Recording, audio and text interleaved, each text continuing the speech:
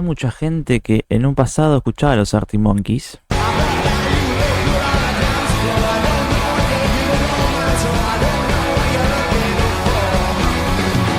Y ahora cuando ves videos suenan más o menos así.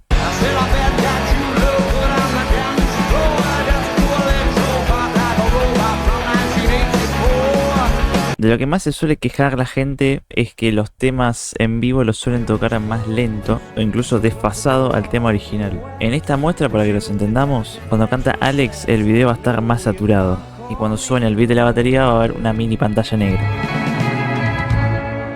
So tell me where's your hiding place. So tell me where's your hiding place.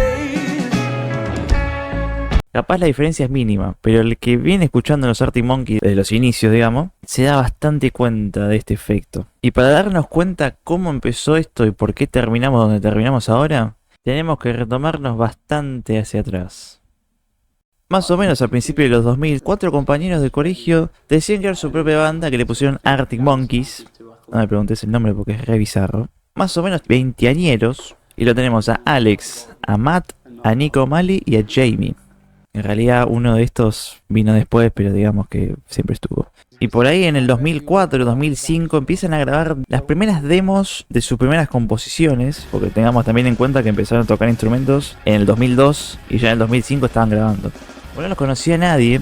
Hicieron unos CDs que los iban regalando a la gente que iba a verlos en un barcito o lo que fuera, ¿viste? Y también en esa época en Inglaterra era común ir a las puertas de las radios a dejar demos para que después las pasen y te hagas un poquito más famoso. Los Arctic Monkeys no pegaban ni una, no los veía nadie, no los escuchaba nadie, pero pasaron dos cosas que los catapultaron directamente. Una de las primeras cosas es que la gente que los iba a ver, sin saber las letras ni nada, simplemente como una banda que estaba ahí de fondo que te regalaba un CD, empezaron a subir estas demos a internet y se empezaron a viralizar, ponerle tipo, fueron como los primeros foros antes que esté YouTube, de pedo existía iTunes, no había Spotify, no había nada de lo que conocemos ahora. Y la segunda cosa que los catapultó, y esta vez de verdad, fue cuando un conductor de radio, Zane Lewy, un día en la radio de la BBC, dijo, ¿sabes qué? Voy a poner un tema de estos pibes. Y ese tema se llama I Bet You Look Good at the Dance Floor. On the road for about 2 months now through various different guises. We will listen. If you're ready, you will get played. If not, just keep writing, keep recording, keep giving them to us. This band is ready. They're called the Arctic... What? Arctic Monkeys? Check this out. Después de este reconocimiento que le dio Zane, o sea, no era que solo compraran el single porque les había gustado el single de I Bet You Look Good at the Dance Floor. Necesitaban escuchar el álbum entero, ¿me entendés? Y encima vos imaginate, son 4 pibes de 20 años que sacaban un tema hace, qué sé yo, 2 semanas y era el tema más escuchado de toda Inglaterra. Y los tipos habían empezado recién, no tenían ni pelos en los huevos y ya tenían el tema re pegado, tipo nada que ver, ¿viste? Y es cuando decidieron que tenían que empezar ya a grabar un álbum. I can remember recording it like the first time we did it, well, because we did it with this guy Alan Smythe in Sheffield that we did like a lot, like all his first sort of recordings with. Like when we went into sort of proper make the record, we started with James Ford and this guy Mike Crossy in Liverpool, and we did like a week, and we'd been on tour and we recorded like 10 songs in a week or something, and we were like, this is it, put it out tomorrow please. But everything was kind of recorded at like, did it on tape and played everything at like 300 miles an hour, and it was like a kind of bit too like live or something, I don't know. And at that point it was suggested to us that perhaps we like try a different avenue, so then we went back with this producer Jim Abyss and went to a studio in, you know, going through the songs and like listening to the demos and sort of trying to, you know, pick the best bits of that. And it was weird because when we were recording that tune, the video was already like on telly for it, like because people would be like watching TV in the room, like, oh quick, we're on MTV or whatever. It's like the version we did for the video, like we just made another recording, like it's just us playing like a TV studio or whatever. But it all came from that like drum thing on the beginning, you know, like I mean originally that was like what was like the first part of that song was like that kind of drum. I remember Matt playing that thing round because I guess it was like some exercise or something that he'd like seen somewhere, or like a version of it which he like sped up or something, and he was like doing it fast. like a lot of them songs like then used to come from something like that he played. So he almost like plays like riffs on drums sometimes or whatever, or plays like. Así es como en 2006 sale su primer álbum de estudio, Whatever People Say I Am, That's What I'm Not. O cualquier cosa que diga la gilada de lo que no soy, loco. Ustedes dimensionen primer semana de debut, sin redes sociales y solo habiendo salido en radio, y también en la de Susana, vendieron 340.000 copias en la primera semana de salida del álbum. Creo que hasta el día de hoy, voy a poner una estadística igual, pero creo que hasta el día de hoy es el mejor álbum debut de toda la historia de Inglaterra, si hablamos de venta, ¿no? Y volviendo, ¿no? Imagínate tener 20 y pico de años, es una banda, somos 4, sacamos un álbum y es el álbum más vendido de la historia de Inglaterra. Take it back, all the way back to 2005. You had the maddest first couple of years as a band that I think you could possibly have in terms of how much that happened to you so quickly. How do you look back when you look back at that time, 2005? Yeah, certain things about it are like unforgettable. Like you know, I remember relatively vividly the like when we had his #1 single and. Bet You Look Good on the Dance Floor, and I remember that moment in the pub in Highgreen with all his friends, and we, you know, like the sort of roar that went up in the pub when they like came on. Sort of that moment probably with the single suddenly began to be like out the window, like you just don't. It's like, well, who knows now? What's next? Like, Y así como los Arctic Monkeys empezaron a girar por toda Inglaterra, aunque no eran tan reconocidos en el resto del mundo, pero en Inglaterra eran como, no sé, el nuevo Dookie.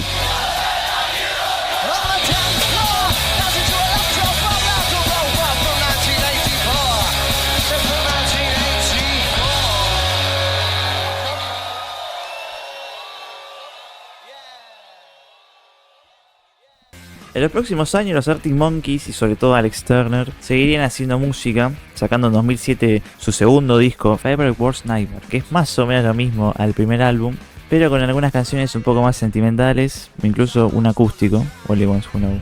Y algo del que capaz la gran mayoría no sabe es que en el 2008 Alex se va a grabar un disco con uno de sus grandes amigos, Miles Kane, que por el bien de la trama vamos a decirle Miguel Castillos. Se va a grabar con Miguel en una nueva banda, ponele, o grupo, que le pusieron The Last Shadow Puppets. Y graban un disco juntos llamado The Age of the Understatement, que lo único realmente relevante de esto es que acá Alex empieza a experimentar con su voz y justamente cantar, en vez de decir palabras más o menos con un tono diferente, empieza a tratar de cantar y afinar un poco la voz como si fuese un cantante de verdad.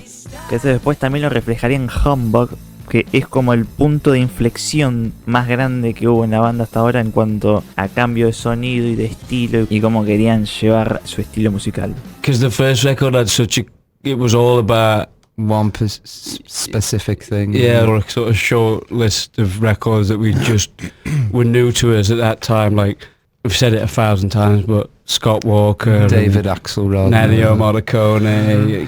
You know, the first record, it's like, oh, we wanted to go and chase after that. Todo esto recorremos los Arctic Monkeys haciendo tours. A cada vez que sacaron un álbum fue el número 1 más vendido en Inglaterra en su debut. O sea, los tipos estaban pegados, ¿no?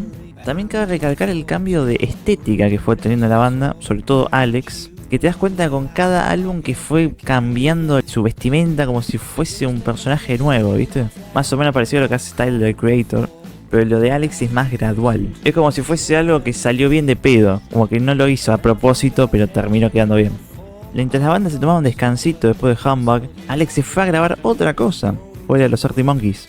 Otra vez. Grabó el soundtrack original de la película Submarine, que acá, de vuelta, como hizo en The Last Shadow Puppets, intenta buscar más su estilo de canto, sumergirse más en los potenciales de su voz y sobre todo a pensar un poquito más la letra. En 2011 sacan Suck It and See, que si lo traducís literal suena medio raro, pero según ellos es una expresión británica que dice probalo y después fíjate.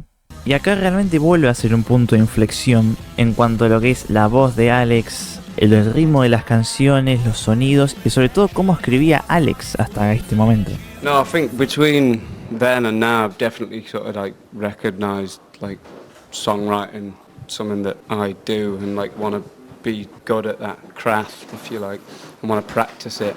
Around like the Shadow Puppets experience, Humbug and that, I thought something changed in terms of like the way I approached like writing. Like everything was just sort of pieced together a little bit before, and more nowadays it's like I'll have songs, like in terms of chords, lyrics and melody, and we'll apply to those songs what we feel's required. Like that's happened much more on this album than the last or than either of the others. Like. En cuanto a ventas, otra vez el álbum fue número 1 en Inglaterra, pero no terminaban de salir al resto del mundo, ¿viste? Como que no terminaban de despegar o pegar un salto como el que pegaban al principio. Y después llegó AM. El quinto álbum de la banda, que se estrenó con...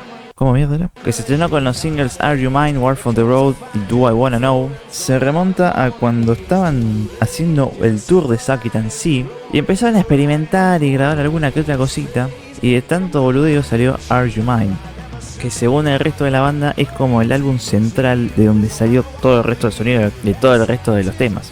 Were you missing the earlier stuff where you could play a lot more in a smaller amount of time, or did you like this kind of more chill? I think we probably went into it, Chris, and again, like I said earlier, sometimes it just doesn't make sense and you're sort of doing it for the sake of it. Yeah. And going in there like with an idea of what it's going to be, it's never really worked for us anyway. Yeah. Like we started that album not knowing what it was going to sound like really. With that record, I think we'd still be in there now if we didn't have a deadline or like a reason to get out. And we'd committed to doing like the Olympic opening ceremony or something crazy like that, so we knew we had to be ready for this, or like a big festival, and we never usually do that. We usually just like do the record, and then when we're ready we'll move on. Yeah. But this one was kind of like almost too much fun to make, that we were always like wondering what was around the next corner. Y en esta era salen muchos temas conocidos que, aunque no sepas quién carajo son los Arctic Monkeys, seguramente los conozcas, como Do I Wanna Know, Are You Mine, obviamente, Why You Only Call Me When You're High y I Wanna Be Yours. Este disco, por quinta vez consecutiva, sale número 1 de los álbumes más vendidos en Inglaterra, pero también explota en cuanto a redes sociales y se hace mundialmente conocido. Tanto así que en el tour de AM hicieron 151 fechas, estuvieron 1 año y medio de gira y tocaron desde Estados Unidos, Argentina, Brasil, Japón y les faltó las Malvinas nomás. Recaudaron más de $10 millones solo contando los estadios más grandes y obtuvieron reconocimiento absoluto a nivel mundial. Mientras estaban haciendo el tour, tuvieron que hacer bastantes entrevistas en las que descubrimos, por ejemplo, que Alex sabe hablar al revés. Hola, here it comes. Alex, turn up. O también que a veces quiere hacerse el canchero y no le sale.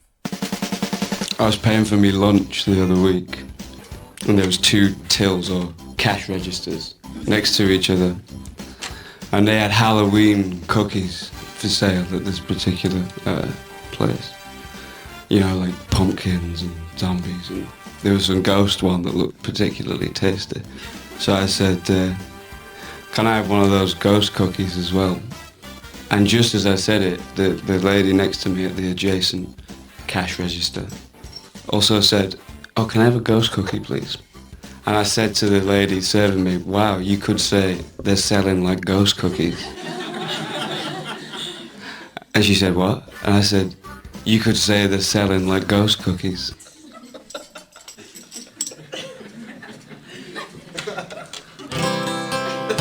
En este punto te das cuenta que es bastante distinto el estilo que tienen ahora que el que tenían en el principio o incluso en Humbug, pero que todavía hay un destello de lo que fue el principio, de lo que eran los Arctic Monkeys y siguen siendo hasta ahora en este álbum.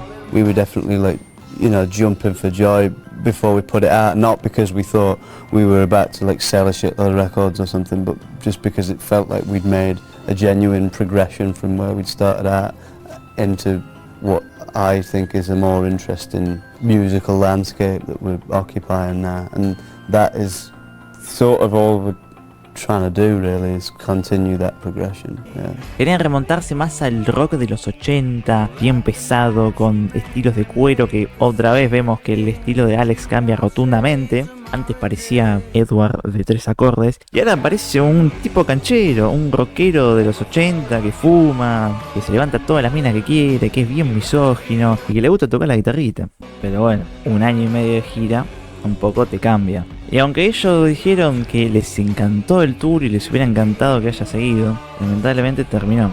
Hicieron infinidad de entrevistas, en cada una estaban más cansados que la anterior, quedaron hechos plomo. Y tanto fue el descanso que en el medio Matt tuvo una hija. Y acá es cuando necesito que presten bastante atención y empiecen a unir los cabos sueltos. Porque acá se traza la línea bastante recta de cómo cambiaron del estilo de Whatever People Say I Am, That's What I'm Not a Suck It and See. Después lo que fue AM, es como de un día para el otro y volvieron con esto.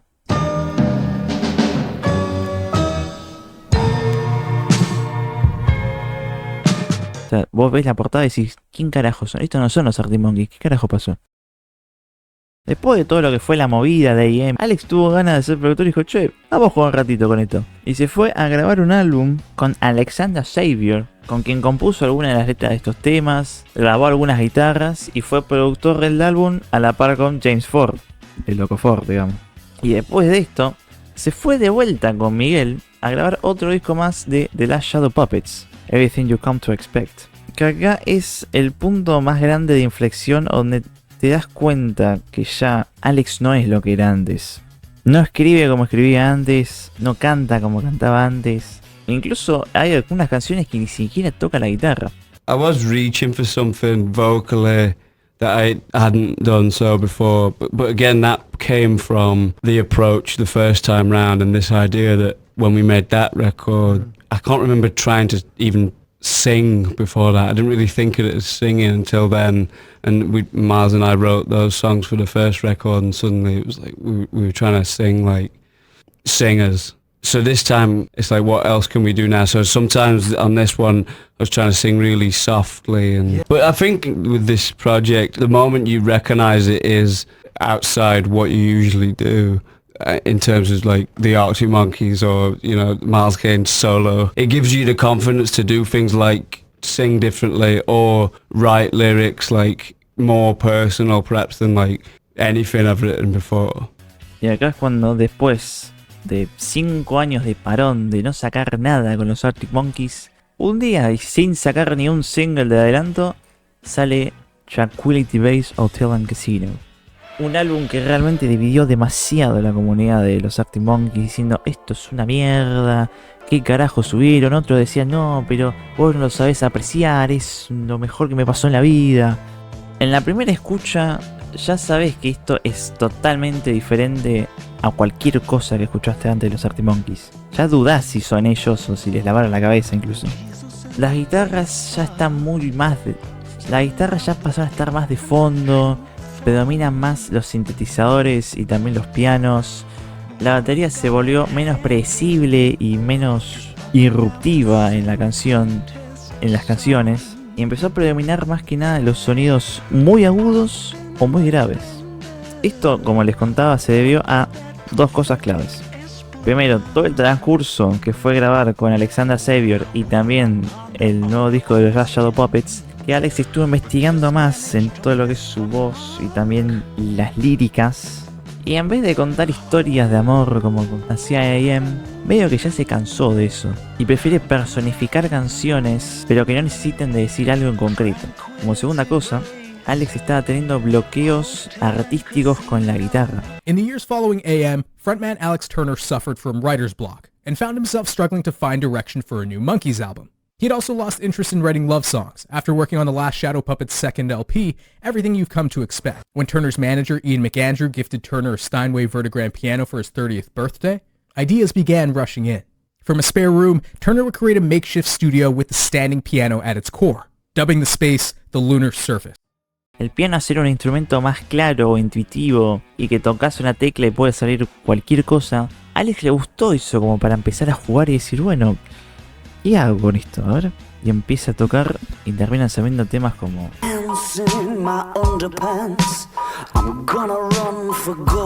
Y si lo comparás a las guitarras pesadas que tenían los primeros álbums, o incluso no yéndonos tan atrás a canciones como Sweet Dreams The End, donde la voz de Alex se sentía que se le iba a desgarrar de lo mucho que estaba cantando, ahora está como más pasivo, como contándote una historia, más que cantándote, che, guacha, ¿vas a ser mío o no? En ese momento también escribiendo Tranquility, Alex estaba bastante metido en todo lo que era la ciencia ficción, y también en películas bastante viejas de los 50, 60, que hablaban más o menos de un futuro distópico. Playing the role of a washed-up rock star has Turner taking a much more subdued and introspective approach than his persona on AM, using the sci-fi trope to comment on the dystopian nature of society's future. Como dato random, siempre que leo futuro distópico lo escucho en algún lado, me siento como el meme de Sabrina con Espresso. This is the part of me that feels like an idiot. Every time I see like a cafe, there's just a sign that says espresso and I'm like, yes. Like... Yendo de vuelta al look, pasando de ser un rockero de los 80, que muchos consideran un sex symbol directamente, ahora parece un abuelito. Parece más un recepcionista de hotel, más que el Alex que conocíamos antes, medio rebelde, medio con ganas de romper todo. Ahora es un viejito que le gusta jugar al ajedrez. Y de vuelta, no quiero apuntar contra Alex diciendo, ahora sos un viejo de mierda, no te sale nada. Pero es bastante interesante cómo de un álbum para otro es absolutamente distinto y notable el cambio. Después de un mini parón, ya por fin se dejó de hacer boludeces, dejó de grabar cosas fuera de los Arctic Monkeys. Y dijo, bueno, vamos a descansar un poquito. Y en el medio cayó la pandemia. No, mentira, yo tiré el dato, pero en realidad no afectó en nada, por suerte. Y ya más o menos en 2022, cuando todos teníamos la AstraZeneca en el brazo, sacaron su álbum más reciente hasta la fecha, The Car. Este álbum retoma lo que habían dejado en Tranquility Base y se mete más en ese sonido más apagado, bajito, tranquilo, muy relajante. Y también incluye recursos como lo que usaron en The Last Shadow Puppets, como literalmente una orquesta con los violines, con no sé cómo carajo se llaman estos instrumentos, pero vos me entendés. Y también es un cambio no tan radical al de Tranquility, pero escuchás esto y decís, ah, no, están en cualquiera estos tipos. El fan promedio de los Arctic Monkeys escucha esto y dice, ah, están en cualquiera, boludo, ¿qué les pasa a estos tipos? Y ya llegando a este álbum podemos trazar muchas cosas que quiero dejar en claro en esta conclusión. Los Arctic Monkeys siempre trataron de reinventarse, siempre trataron de llevar sus habilidades hacia el límite que tenían en ese momento. En el Whatever People Say tocaban rapidísimo, como una forma de decirse a ellos mismos, mirá, este es nuestro límite y a la vez nos gusta esto. En Humbug ya tenían otro sonido más oscurito, más cantado, más como pareciendo una banda de estudio más que un grupo de amigos que se pusieron a hacer canciones. En la IEM se van a un ambiente más rockero, pero a la vez con destellos de esas baterías de hip hop que suenan re bien en el auto. Y también tiene sentido que le hayan pegado tanto, porque aún así, no buscando ser comerciales, son temas muy simples que cualquiera puede entender y que suenan bien en todos lados. Y después el puente que fue Everything You Come to Expect, para luego pasar a Tranquility Base, con unas bases más de jazz se podría decir, aunque no es jazz, pero ponele. Apartándose totalmente del rock que hacían antes y siendo un poco más, no sé si alternativos, pero menos predecibles que antes. Y también yo relacionaría este cambio tan brusco con la inmensa fama que tuvo AM y todo en lo que repercutió después eso. Los Arctic Monkeys se nos nota desde siempre que son una banda bastante retraída con la gente, o que no les gusta ser tan reconocidos. Entonces capaz, dicho mal y pronto, pegándose este tiro en el pie comercialmente, les da esa libertad de poder hacer lo que se le cante, porque total, ya la levantaron en pala con el tour de AM. Y también tienen una base de fans un poco más decente de la que tenían antes, como para que los sigan bancando y puedan seguir haciendo las músicas que quieran. Y se ve todavía más reflejado en The Car, porque ahí están experimentando con cualquier cosa. Do you think that like the success of an album like AM, which so beautifully captured for all the nuances of the good times and the tough times, do you think that when Alex achieves that so succinctly and so perfectly, that he feels instinctively like, I cannot go back to that party? But that's kind of more than a metaphor than you probably even realize as well for him. Como conclusión y como para darle una respuesta al título, que no sé qué carajo habré puesto, pero supongamos que puse algo bueno. Los Arctic Monkeys no es que se volvieron peores, cambiaron de rumbo. Ya no le hablan al pibe de 17 años que va a un barcito, se quiere levantar una mina, le dice que no y se pone triste y pone 505 de fondo, ¿viste? Ahora le hablan a la nada, esperando que haya una respuesta. Que obviamente no está mal, es una búsqueda más amplia, que al estar fuera de lo comercial es una búsqueda más difícil pero no imposible. Con letras que capaz no le peguen al típico pibe de 20 años, pero capaz a alguien de 30, 40, como si el flaco Spinetta estuviésemos hablando. Lo que siempre buscaron fue cambiar, y eso es lo que más admiro, sobre todo de Alex Turner. Te guste o no el cambio, tiene que suceder. Porque si te estancas en lo mismo y si hubieran hecho 3 álbumes más como I.M., capaz hoy no les estaría tirando tantas flores como ahora. Pero eso se trata, de cambiar. No tengamos miedo al cambio, porque si realmente queremos estar mejor, y aunque esto parezca una bajada política, sin cambio no hay mejoría.